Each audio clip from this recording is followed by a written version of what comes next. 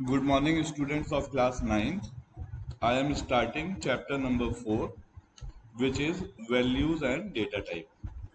So please open your book, page number 52. Now the first thing which is given is character set.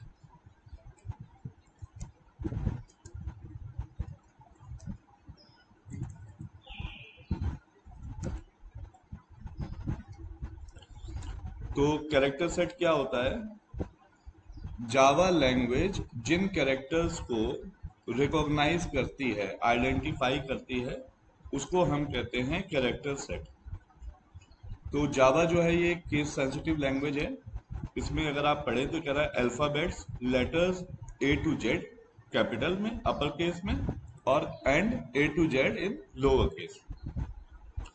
उसके बाद हमारे पास digits होते हैं 0 से लेके 9 तक, और इसको छोड़ने के बाद जो भी कैरेक्टर्स बच जाते हैं उनको हम कहते हैं स्पेशल कैरेक्टर। उनको हम कहते हैं स्पेशल कैरेक्टर। तो स्पेशल कैरेक्टर्स हमारे कौन कौन से हो गए? जैसे प्लस का साइन है, माइनस का साइन है, एंड का साइन है, एट द रेट का साइन है, और भी जो साइन आप अपने कीबोर्ड पे देखते हो जिसमें अल्फाबेट्स को हम छोड़ देंगे और डिजिट्स को हम छोड़ देंगे, तो बाकी जो भी बचेगा उसको हम बोलेंगे स्पेशल कैरेक्टर। इसके बाद 4.2, तो 4.2 में वो बता रहा है एस्काई, ASCII कैरेक्टर सेट। तो एस्काई का मतलब क्या है? एस्काई का मतलब होता है American standard code for information interchange.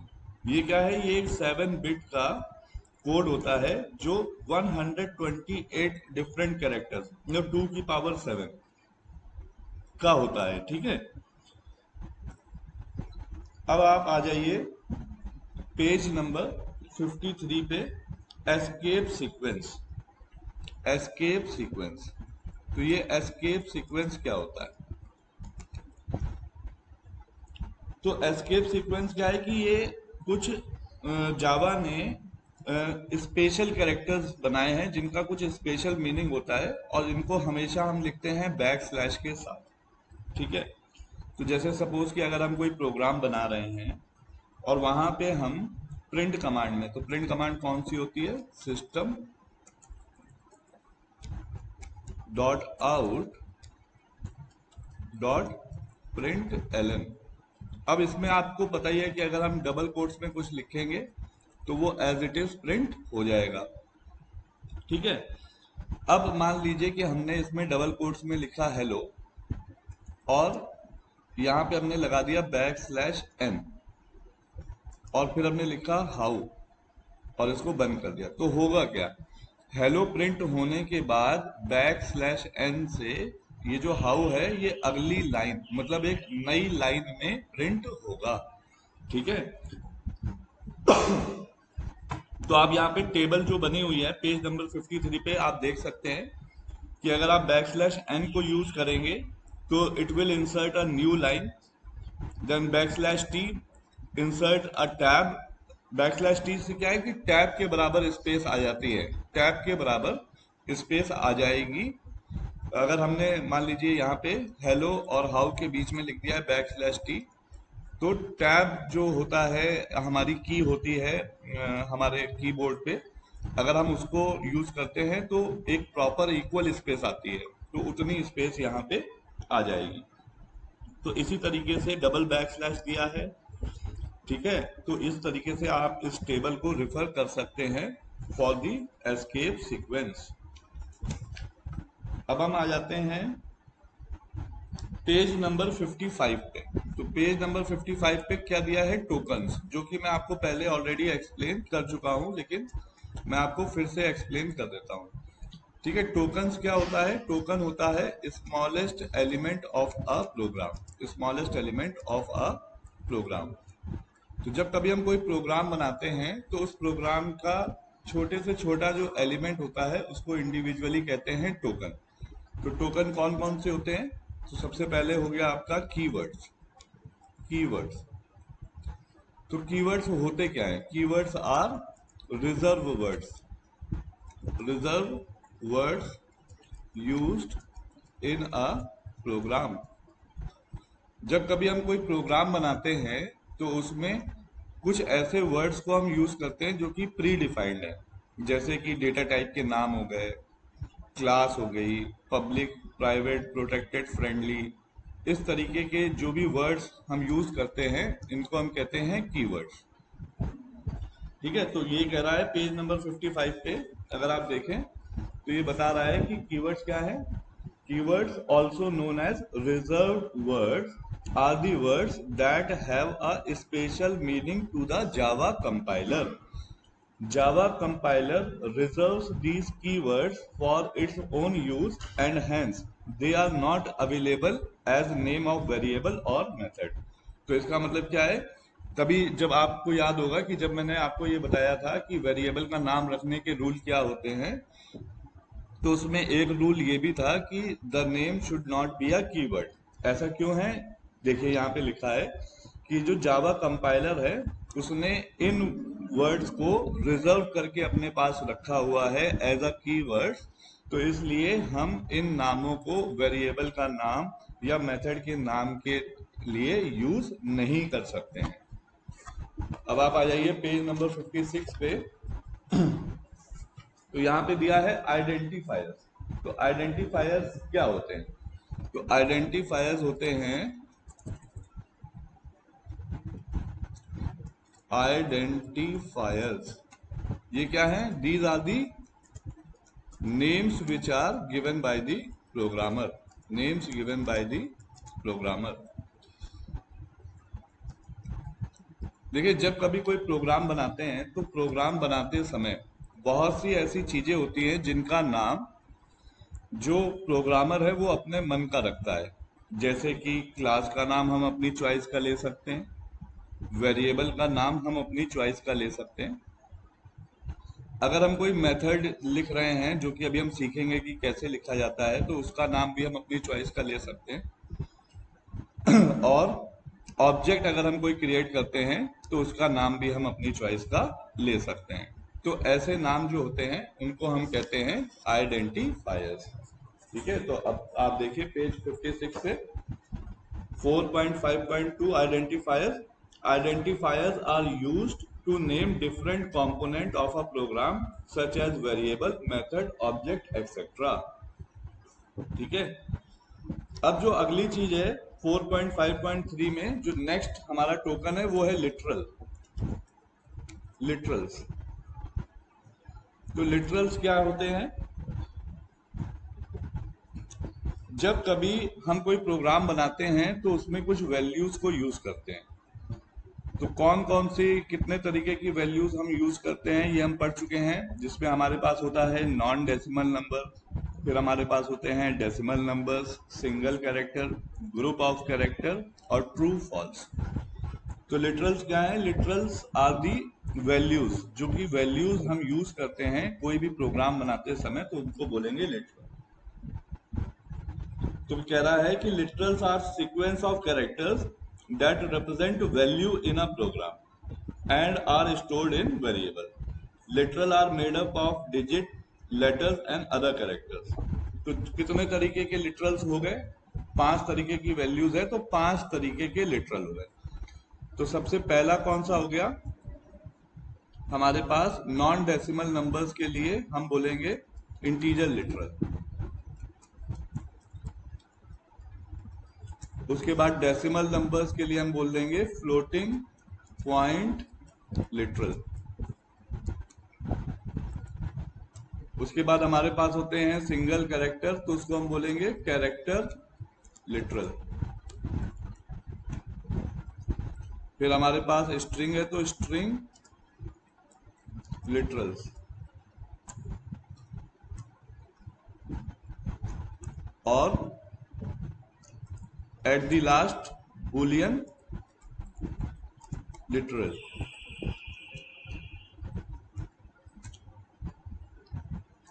अब लिटरल्स के बाद हमारे पास जो है, जो नेक्स्ट टोकन है वो है सेपरेटर्स। सेपरेटर्स, तो सेपरेटर्स क्या होते हैं, separators are special symbols used in a program. जब कभी हम कोई प्रोग्राम बनाते हैं तो उसमें बहुत सारी चीजें यूज करते हैं, उनको हम सेपरेटर कहते हैं। जैसे जैसे कि इसको कहते हैं curly brace open, curly brace close. तो ये हमारे पास इस तरीके के ब्रैकेट होता है, ये ब्रैकेट हो गया, फिर हमारे पास सेमीकॉलन हो गया, कॉमा हो गया और डॉट हो गया। तो इनको हम बोलेंगे सेपरेटर्स।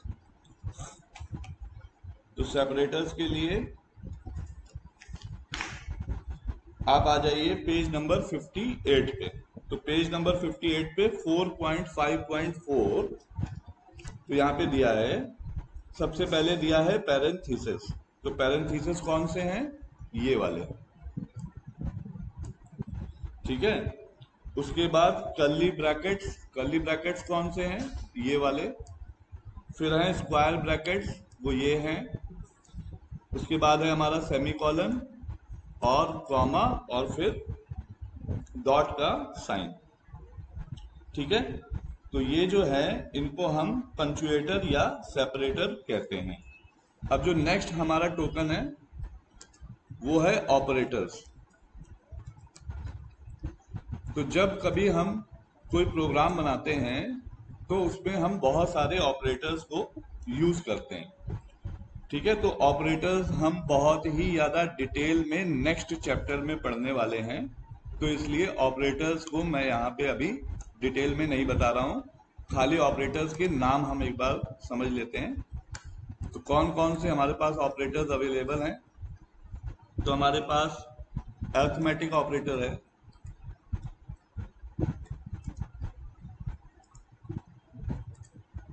तो अरिथमेटिक ऑपरेटर्स कौन से होते हैं? प्लस, माइनस, फिर डिवाइड का साइन, मल्टीप्लाई का साइन, और इसको कहते हैं मॉडुलस। इसको हम कहते हैं मॉडुलस। तो मॉडुलस क्या करता है? मॉडुलस हमारा रिमाइंडर जो है उसको रिटर्न करता है। मॉडुलस क्या करता है? रिटर्न्स दी रिमाइंडर। तो इसके बारे में हम नेक्स्ट चैप्टर में बहुत डिटेल में पढ़ेंगे।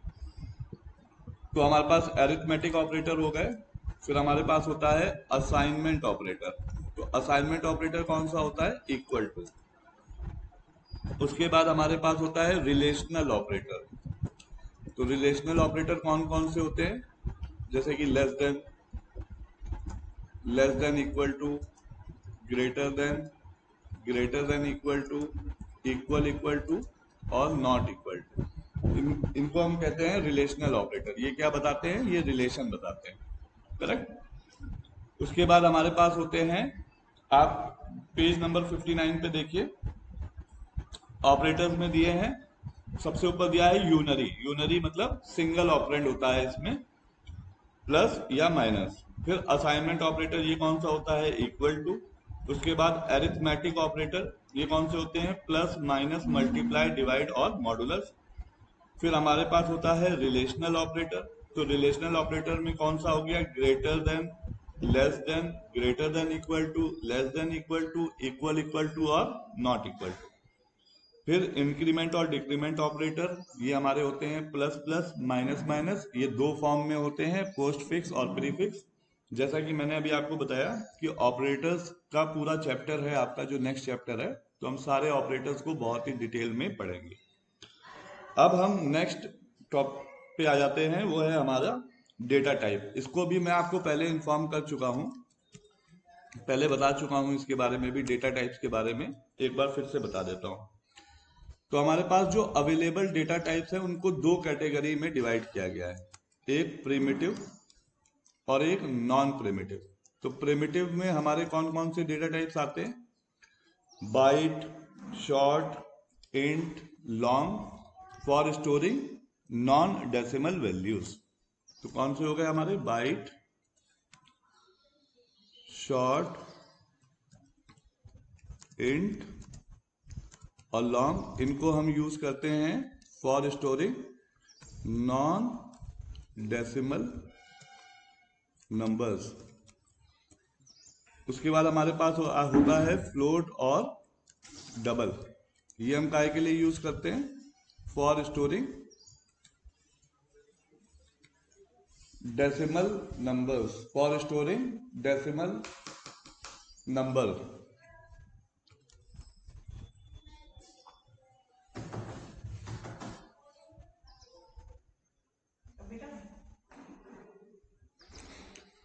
For storing decimal numbers. उसके बाद हमारे पास होता है कैर, CHAR। इसको हम काय के लिए यूज करते हैं? इसको हम यूज करते हैं for storing single characters, for storing single characters, for storing single characters. आप एक बात हमेशा याद रखिएगा कि जो सिंगल कैरेक्टर्स हैं वो हमेशा सिंगल कोट्स में लिखे जाते हैं। जैसे कि ये मैंने कैपिटल ए लिखा सिंगल कोट्स में, तो इसको बोलेंगे सिंगल कैरेक्टर। अगर मान लीजिए 1 लिखा है सिंगल कोट्स में, तो इसको भी हम बोलेंगे सिंगल कैरेक्टर, क्योंकि अगर कोई भी चीज सिंगल कोट्स में लिखी गई है तो वो सिंगल कैरेक्टर ही कहलाएगी। उसके बाद हमारे पास होता है ग्रुप ऑफ कैरेक्टर्स के लिए हम किसको यूज करते हैं? स्ट्रिंग। स्ट्रिंग डेटा टाइप को यूज करते हैं for storing group of character. और ये जो हमारा स्ट्रिंग है ये हमारा होता है रेफरेंस डेटा टाइप, मतलब ये नॉन प्रिमिटिव डेटा टाइप होता है। ठीक है, स्ट्रिंग हमारा होता है नॉन प्रिमिटिव डेटा टाइप। ठीक, तो ये प्रिमिटिव डेटा टाइप में नहीं आता है। तो प्रिमिटिव डेटा टाइप में हमारे कौन कौन से हो गए? नॉन डेसिमल नंबर्स के लिए हो गए बाइट, शॉर्ट, इंट, लॉन्ग। और डेसिमल नंबर्स के लिए फ्लोट और डबल। और सिंगल कैरेक्टर्स के लिए कैर। और ट्रू फॉल्स के लिए बुलियन। और हमारे पास होते हैं बुलियन फॉर स्टोरिंग ट्रू या फॉल्स। ठीक है, ये डेटा टाइप्स हमारे यूज होते हैं जब हमें इन तरीके की वैल्यूज को किसी वेरिएबल में स्टोर कराना होता है। तो ये डेटा टाइप्स हमारे यूज होते हैं। ठीक है, तो आप देखिए पेज नंबर 59 में 4.6 पे डेटा टाइप्स के बारे में बताया गया है। और यहाँ पे एक चार्ट बना है जिसमें डेटा टाइप्स में दो चीजें लिखी हैं, प्रिमिटिव और नॉन प्रिमिटिव। तो प्रिमिटिव कौन से हो गए? इंटीजर्स हो गए हमारे, इंटीजर्स हो गए, फ्लोटिंग पॉइंट हो गए, कैरेक्टर हो गए, बुलियन हो गए। अब हम बात करते हैं नॉन प्रिमिटिव की। तो नॉन प्रिमिटिव में हमारे कौन कौन से आते हैं? एक तो हमारे स्ट्रिंग आ गई नॉन प्रिमिटिव में। ठीक है, उसके बाद हमारी एरे हो गई, और हमारे इंटरफेस हो गए, और क्लासेस हो गई। ये सारी चीजें आने वाले टाइम में हम बहुत डिटेल में डिस्कस करेंगे। अब आप आ जाइए पेज नंबर 60 पे। तो पेज नंबर 60 पे ये बता रहे हैं कि ये जो डेटा टाइप्स हैं, जैसे कि हमने आपको बताया कि नॉन डेसिमल नंबर्स को स्टोर कराने के लिए बाइट, शॉर्ट, इंट और लॉन्ग। तो ये चार अलग अलग क्यों हैं? तो ये चार अलग अलग इसलिए हैं क्योंकि ये अलग अलग जो है साइज है इनका, मतलब कितना साइज ये लेते हैं फॉर स्टोरिंग दी वैल्यूज। तो ये जो बाइट है हमारा, ये हमारा लेता है 8 बिट्स।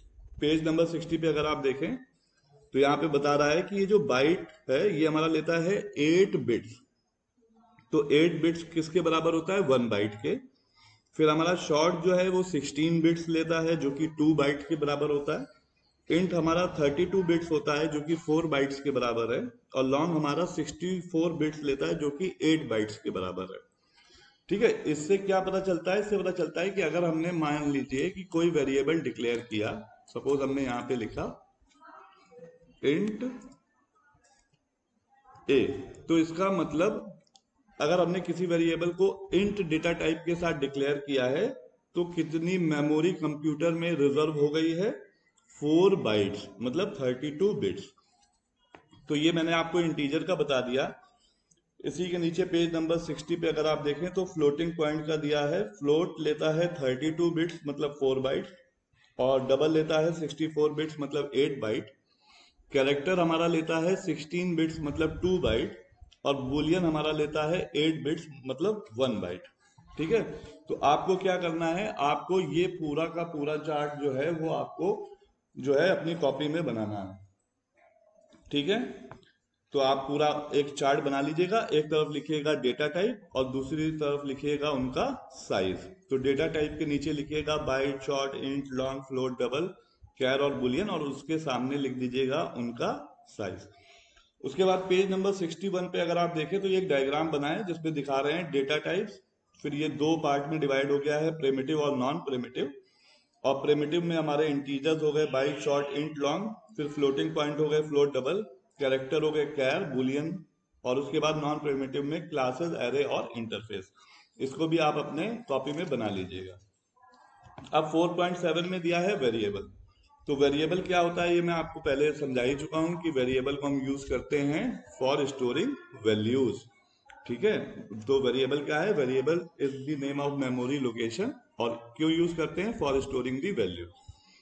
4.7.1 में बता रहे हैं कि वेरिएबल को कैसे डिक्लेयर करते हैं, तो वो आपको पता ही है। ये देखिए हमने वेरिएबल को डिक्लेयर किया हुआ है, तो इसको मैं थोड़ा सा बड़ा कर दे रहा हूं और आप फिर से एक बार समझ लीजिए। सबसे पहले हमने यहाँ पे क्या लिखा है? डेटा टाइप, और उसके बाद क्या लिखा है? वेरिएबल का नाम। तो डेटा टाइप से हमें क्या पता चलता है कि जो वेरिएबल है उसमें हम कौन से टाइप की वैल्यू को स्टोर कराना चाहते हैं। अभी हमने ये वेरिएबल लिया है a और इसका डेटा टाइप है इंट। इसका मतलब a नाम के वेरिएबल में हम कोई नॉन डेसिमल नंबर स्टोर कराना चाहते हैं। मान लेते हैं कि a नाम के वेरिएबल में अगर मान लीजिए हमें किसी का नाम स्टोर कराना है, तो इसका डेटा टाइप हमें क्या लेना पड़ेगा? स्ट्रिंग। इसकी वीडियो ऑलरेडी मेरे यूट्यूब चैनल पे पड़ी है वेरिएबल डेटा टाइप्स की, तो अगर आपको इसमें कोई कंफ्यूजन हो तो वहां से देख सकते हैं। अब आप आ जाएं पेज नंबर 63 पे, तो यहाँ पे डिफॉल्ट वैल्यू ऑफ वेरिएबल। तो डिफॉल्ट वैल्यू ऑफ वेरिएबल से क्या पता चलता है कि ये जो हमारे डेटा टाइप्स हैं इनकी डिफॉल्ट वैल्यू क्या होगी। मतलब अगर हम कोई वेरिएबल डिक्लेयर करते हैं बाइट डेटा टाइप का, सपोज हम यहाँ पे स्ट्रिंग की जगह बाइट लिखते हैं, और हम a में कोई भी वैल्यू को स्टोर नहीं कराते हैं, और अगर हम a की वैल्यू को स्क्रीन पे प्रिंट कराना चाहें तो क्या प्रिंट होगा? 0। क्यों? क्योंकि यहाँ पे अगर आप देखें टेबल नंबर 7 पेज 63, तो बाइट की डिफॉल्ट वैल्यू है 0। इसी तरह सारे डेटा टाइप्स और उनकी डिफॉल्ट वैल्यू यहाँ पे लिखी है। इसका चार्ट भी आप अपने कॉपी में बना लेंगे। ठीक है, तो ये आपका जो चैप्टर है ये चैप्टर हो गया है खत्म, चैप्टर नंबर 4। अब आपका जो काम है वो है पेज नंबर 67 पे एक्सरसाइजेस दिए हैं, ऑब्जेक्टिव क्वेश्चंस दिए हैं, और उसके बाद जो है आपके ट्रू फॉल्स दिए हैं, और सब्जेक्टिव क्वेश्चंस दिए हैं सेक्शन 2 में।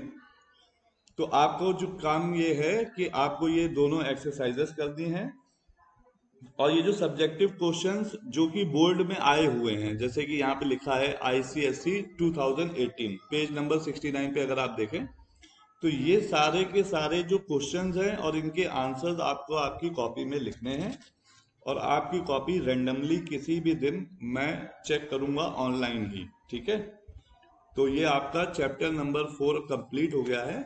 अब नेक्स्ट वीडियो में चैप्टर नंबर 5 पूरा का पूरा मैं आपको बना के भेजूंगा। किसी स्टूडेंट को अगर कोई कंफ्यूजन होता है तो वो मुझसे कम्युनिकेट कर सकता है व्हाट्सएप पे भी और कॉल करके भी। Thank you everyone.